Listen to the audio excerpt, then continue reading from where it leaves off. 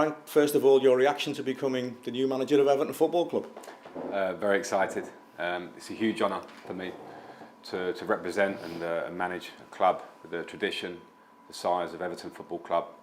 I can't wait to get started. I always had a great feeling whenever I played against Everton as a player, playing at Goodison, felt the atmosphere, felt the passion of the fans, and yeah, very hungry to get started. So there's so many different facets of the football club that reached out to you, that appealed to you.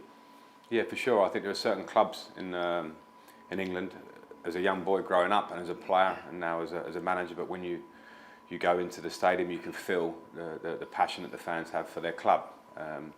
Very intense. I always at times found it difficult when that passion was against you, in a positive way, obviously, for Everton. And I'm very much looking forward to representing that on their side, and they will 100% get the passion that they give when they watch their team. I'll try and bring that as a manager.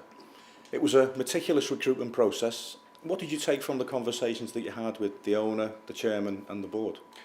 Well, it was very positive, and I think from my point of view, to have such open conversations with the owner, with the board, to try and sell my vision for what I can bring to the club.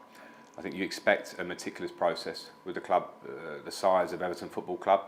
But as I say, I'm very pleased that they've given me the role of managing the club. I will do it with all my heart, with all my passion, and bring that. But yeah, the process was as it should be, and I'm very pleased to be here. Did their passion come through clearly as well? Yes, very much. Passion and ambition. You know, I think it's, you can see that. I could see that from the outside looking in. But when you have those conversations close up, it's great to feel that. I hope they felt my ambition and how hard I want to work to bring it all together as much as I can. So yeah, really positive talks. Did the chairman and the owner give you an idea of their long-term vision for the football club? Yes, they did. I think the most important thing that we all know that we have to focus on is the short term, to get ahead of ourselves. But yes, we know the new stadium that's coming. We know where this club wants to be and where we want to get to. But we know first and foremost probably the challenges that are in front of us right now in terms of league position. We have an FA Cup game next week, and so I want to get to work very quickly on that to deal with the short term. And of course, in the back of our minds is always the long-term vision of the club. It is a big challenge, it is a big job, you know that. How important is the backing of the owner and the chairman and the board? Yeah, the backing and the open communication between owner and board for me is a big deal. That helps me, and I'm very open with the way that I work, and that's how I want to be. And I think that runs deeper and further than just owner, board and myself. That runs through staff at the football club, that runs through the players, that runs through the fans, first and foremost, because they are the football club. So from my point of view, I will always try and be open, I'll always try and communicate, and I'll always try and hopefully show the fans exactly how hard I will work and we will work to bring those long-term visions. And talking to the fans, you've played at Goodison Park, you've managed at Goodison Park. How important will the passion of the supporters on a match day, how important will that be moving forward? It will be hugely important. I always felt it as a player. I felt the passion and the support of the crowd. It could swing a game, it could, you know, and as a team, the competitive level that the Premier League brings to the players, but together we have to do it. We have to do it together. These things can't be done without the support both ways. So we'll try and do our job, and I know that the fans will be there backing us. As you've alluded to, the Premier League table doesn't make pleasant reading for Evertonians at the moment. What are the key steps? What are the first steps to turn that round?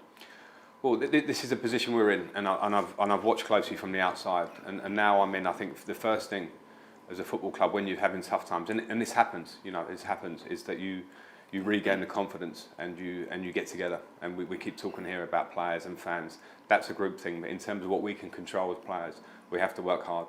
We have to be focused, but we have to have confidence. It's a good squad. It's a good bunch of players. It's a good team. And I think when things are hard and sometimes things are tough, there's a lot of criticisms that can be thrown around.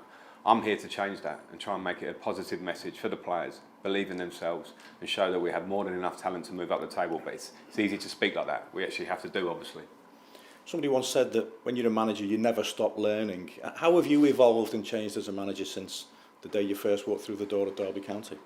I've evolved a lot, and I think that's important as a manager.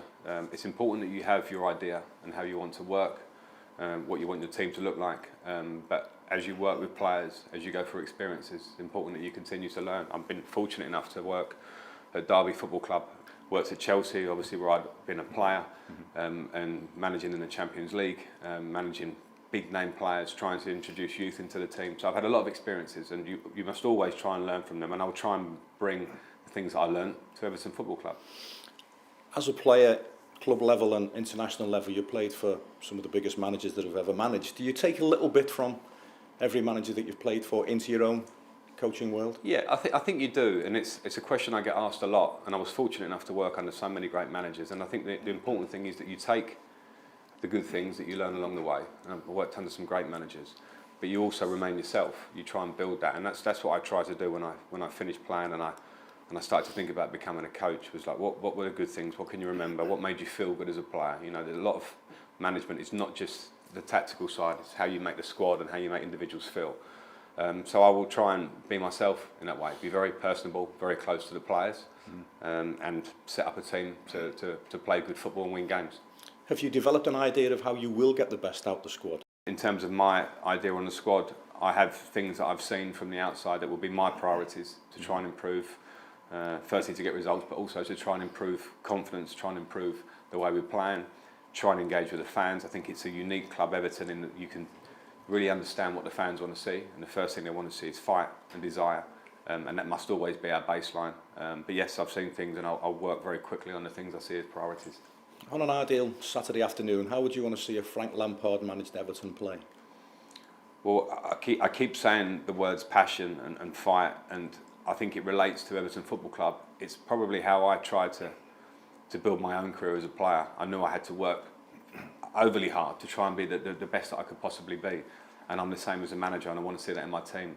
But beyond that, you have to have the qualities to play good football. So I want to see a team that are confident in possession of the ball, but can control games with the possession, but also be very exciting to watch at the top end of the pitch. I think we need to be a team that's very active, that's crossing and getting shots and staying in the other half of the pitch. That's what I always want.